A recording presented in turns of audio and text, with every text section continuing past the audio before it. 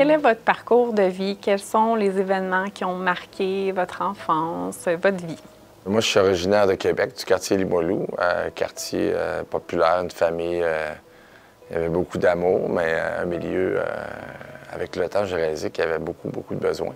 J'ai été chanceux, j'ai réussi à voyager beaucoup quand j'étais jeune, étudier à l'extérieur, j'ai habité aux États-Unis.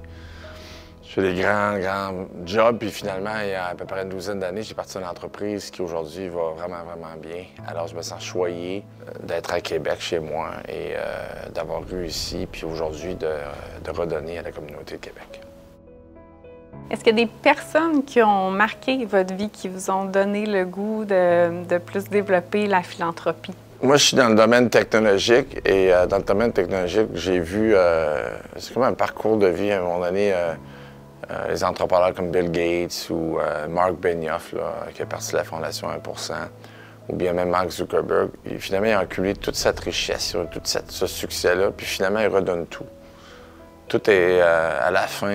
Alors moi, je me suis posé beaucoup de questions, puis finalement, je pense que c'est un chemin naturel pour quelqu'un qui a du succès à terme, de redonner. Puis moi, ça a été l'inspiration. Ces gens-là, je les vois aller, puis je me dis, bien, c'est une finalité en soi, une quête d'atteindre son but potentiel, ultimement de mettre ce que tu as réalisé à contribution à l'autre. Donc, je dirais que c'est ça, mon influence.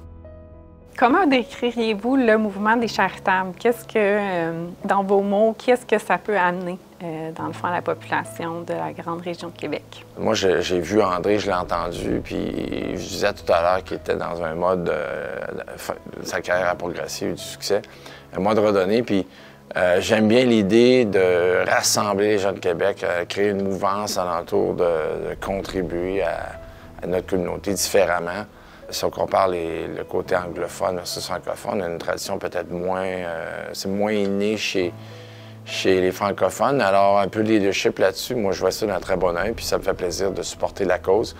Puis j'espère que ça va aider d'autres à se convaincre, de rallier le mouvement, puis de créer une force à Québec pour avoir un impact sur la communauté qui est inégalé, car les besoins, évidemment, augmentent d'année en année.